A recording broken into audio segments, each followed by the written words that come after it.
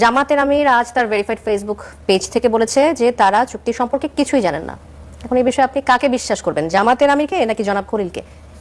প্রথমত জামাতের আমিরকে বিশ্বাস করা উচিত। তার দাড়ি আছে, টুপি আছে, চেহারা সুরত খলিল সাহেবের চেয়ে ভালো, ধর্মকর্ম করে, নামাজ কালাম পড়ে। আমাদের দেশে শতকরা 90% মুসলিম। তো অ্যাটলিস্ট এই রোজার মাসে কোনো অবস্থাতেই উনি পারবেন কিন্তু আমি পারবো না। আমি কোনো অবস্থাতেই জামাতের আমিরকে বাদ দিয়ে খলিলুর রহমান সাহেবকে বিশ্বাস করতে পারবো না। ফলে জামাতের আমির যেটা বলেছেন সত্য বলেছেন এবং এটা কিয়ামত পর্যন্ত এই সত্যই থাকবে। ফলে খলিলুর রহমান সাহেব মিথ্যা কথা বলেছেন। উনি অযথাই জামাতের মতো একটা পুতু পবিত্র দল এবং শফিকুর রহমান সাহেবের মতো একজন অলি আল্লাহ গাউস কুতুব প্রকৃতির মানুষ, যিনি অসংখ্য মানুষের শ্রদ্ধা ভালোবাসার বিমূর্ত প্রতীক। তিনি ফু দিলে অনেক মানুষের অন্তরে ঠান্ডা হয়ে যায় এবং তিনি যদি কারোর সঙ্গে মুসাহেফা করেন, হ্যান্ডশেক করেন, কাউকে জড়িয়ে ধরেন, অনেক ছোট ছোট শিশু তাদেরকে চুম্বন করেন, ওখানে একটা রহমত বরকতের যেন মেলা বসে যায়। তো কাজেই এরকম একজন জিন্দা অলি, তিনি কি বিপদে পড়েছেন আপনি চিন্তা করেন। যে খলিলুর রহমান সাহেব এমনি একটা ঝামেলার মানুষ। উনি কোথা থেকে উড়ে আসছেন, আমেরিকা থেকে এসে কোথা থেকে এসে হঠাৎ করে ডক্টর মোহাম্মদ ইউনূসের সঙ্গে জুড়ে গেছেন। তারপরে আসলেন কি যেন হাই প্রোফাইল একটা কি অদ্ভুত একটা নাম নিয়ে, রোহিঙ্গা বিষয়ক শরণার্থী হাই রিপ্রেজেন্টেটিভ। এরকম কথা আমার বাপেও শুনে নাই, আমিও শুনি নাই। এবং তুষার ভাইয়ের আব্বা আছেন, খুব সিনিয়র মানুষ, আমার টকশো দেখেন, সম্ভবত তিনিও জীবনে কখনো শুনেন নাই।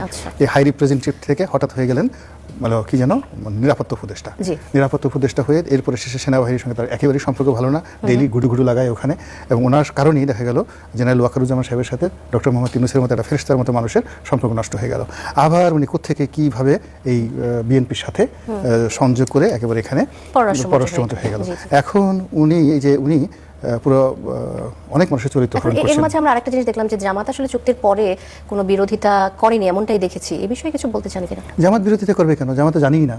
আপনি চুক্তি হওয়ার পরেও তো জামাত বলছে যে আমি তো কিছুই জানি না। আগে সম্মতির বিষয়টি অস্বীকার তো করেছে। তার সঙ্গে সঙ্গে আপনি বোঝার চেষ্টা করেন শান্তা, জামাত একটা সত্যবাদী দল, গাউস কুতুব অলি আল্লাহদের দল। তারা যেটা বলে সেটা আপনাকে বিশ্বাস করতে হবে। আর যদি বিশ্বাস না করেন আপনার শরীর আগুন ধরে যাবে। আপনি এখনো পর্যন্ত কারামত বুঝেন নাই যে জামাতের কারামতটা কি। তো সেই অর্থে তারা যে একটা রিপারকাশন দেখাবেন, প্রথমত হলো যে তারা তো বিশ্বাসই করতে পারেনি যে ডক্টর মোহাম্মদ ইউনূসের মতো লোক এরকম দেশ বিরোধী একটা চক্রান্ত করে একটা দেশের বিরুদ্ধে একটা চুক্তি করতে পারে। দুই নম্বর হলো যে তারা শুনছেন, এলোমেলো শুনছেন। শোনার পরে যেহেতু তারা সরকারের one of the major part, Khalilur Rahman সাহেবের সাথে তাদের সম্পর্ক হয়তো খারাপ ছিল বা রেজওয়ানার সঙ্গে তাদের সম্পর্ক খারাপ ছিল, কিন্তু ডক্টর ইউনূসের সঙ্গে তো তাদের সম্পর্ক ভালো ছিল। এবং 17 মাস ধরে মূলত সারা বাংলাদেশ চালিয়েছে জামাত। এটাই হলো বাস্তবতা।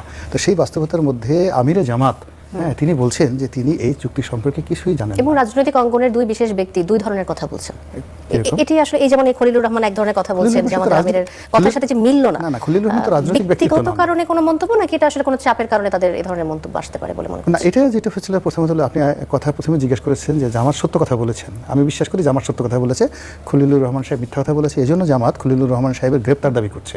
এবং খলিলুর রহমান সাহেবের সঙ্গে সম্ভবত সৈয়দা রেজওয়ানা হাসান সেও জড়িত। এবং জামাত মনে করে যে সৈয়দা রেজওয়ানা হাসান এবং খলিলুর রহমান এই দুজনে মিলে নির্বাচনে ইঞ্জিনিয়ারিং করে জামাতকে ঠকিয়ে দিয়েছে। ফলে আজকে যেখানে জামাতের আমির হবেন বাংলাদেশের আমিরুল মুমিনিন এবং তিনি হবেন বাংলাদেশের প্রধানমন্ত্রী, আর তার চোখের সামনে জনাব তারেক রহমান সাহেব প্রধানমন্ত্রী হিসেবে হেঁটে বেড়াচ্ছেন, ঘুরে বেড়াচ্ছেন, এটা কি যে কষ্ট আপনারা বুঝতে পারবেন না। মমতাজের সেই গানের মতো বুকটা ফাইটটা যায় আর কি, এরকম অবস্থার মধ্যে তারা পড়ে গেছে।